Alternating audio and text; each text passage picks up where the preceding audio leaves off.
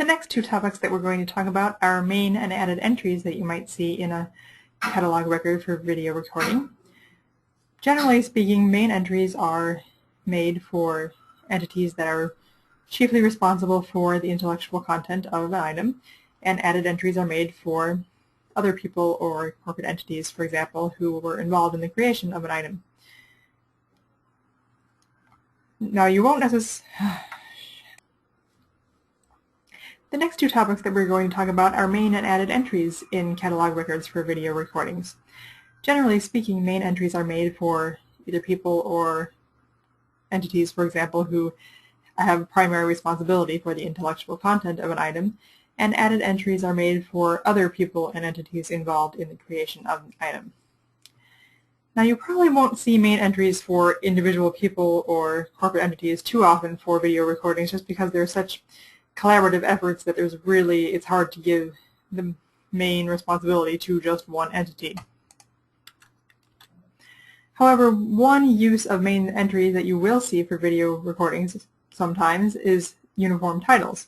They can be used as main entries, and they can be used in a couple different situations. You can use a uniform title when you want to distinguish between two items with the same title and point out that they are different works, or you can use it kind of the opposite effect to bring together two items that are the same work but perhaps appear in different versions and you want to bring them together. So here's an example of one use of a uniform title. This is the example of the first type that I talked about. If you have a mini-series of Hamlet that appeared on TV in 2009, you might want to distinguish it from a version of Hamlet that appeared on TV earlier, or a motion picture of Hamlet, things like that. And you can do that with a uniform title in this general format: the name of the work, the type of format, and the year that it was broadcast. Now, an example of the other use of a uniform title might be if you wanted to bring together two different versions of Hamlet, for example, versions in two different languages. You could also bring that together with a uniform title. But regardless of which purpose you're using the uniform title for, if it's a main entry, it goes in the 130 field in a MARC record. And the first indicator is used for non-filing characters, just like in a 245 field.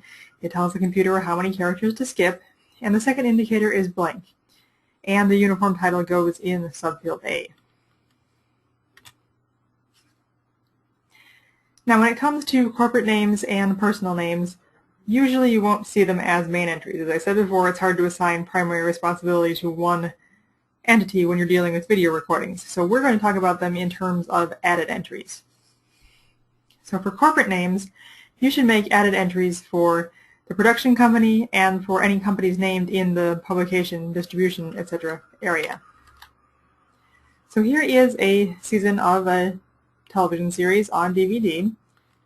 And if you look at the MARC record, you'll see that 20th Century Fox Film Corporation is the production company, and 20th Century Fox Home Entertainment is named in the publication area.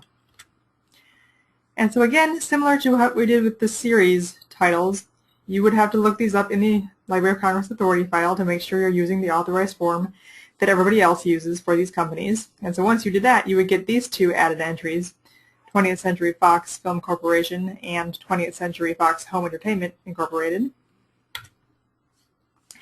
And in a MARC record, added entries for corporate bodies go in 710 fields.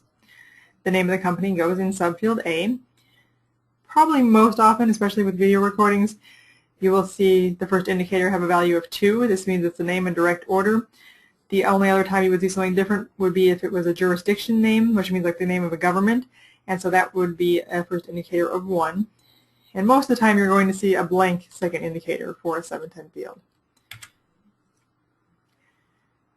Now, for personal names, you can also make added entries for individuals whose contributions are significant. And this could be like the director of the film, or if there was an individual producer, or actors who are mentioned in the MARC record can also be given added entries. So here's our television series again. And you'll notice in the MARC record, in the 511 field, there is a note that has the names of the 5 main actors. And next week we're going to be talking more about notes, but for now just know that if they're mentioned in a note, you can give them added entries. And so here are the added entries for these 5 personal names. And once again, you would have to look these up in the authority file and make sure that you're including the authorized form, and that is how you'll find out that these all have headings that include the person's birth date. And the personal name headings go in a 700 field if they're added entries in a MARC record. Most of the time you'll probably see the first indicator is 1. That means that the name is in the format where the surname comes first. The first indicator could also tell you if a person is going by just their forename or if it's a family name, but probably most often you'll see headings with last name first and a first indicator of 1. And you will usually see a blank second indicator. The main name heading, the person's name itself, goes in a subfield A, and then you can also have other subfields based upon qualifying information, which is used to distinguish these people from people with the same names, potentially. One of the most common ones is subfield D, which is where dates associated with the person go, birth dates, death dates, or both. You can also see a subfield Q, which is for a fuller form of the name, if somebody goes by their initials, but their full name is spelled out in order to distinguish them from somebody else. That would go in a subfield Q. You could, for example, also see a subfield C, which would be a particular title associated with somebody's name. So there are a few different ways of distinguishing one personal name from another. And as I mentioned as I went along, you do need to look these up in the authority file, just like we did in the last video with the series information. So I won't go through the whole process here, but remember that that website is at authorities.loc.gov. And after you click on Search Authorities, if you're looking for a uniform title heading, you can choose Title Authority Headings from the record, from the search type menu, that is.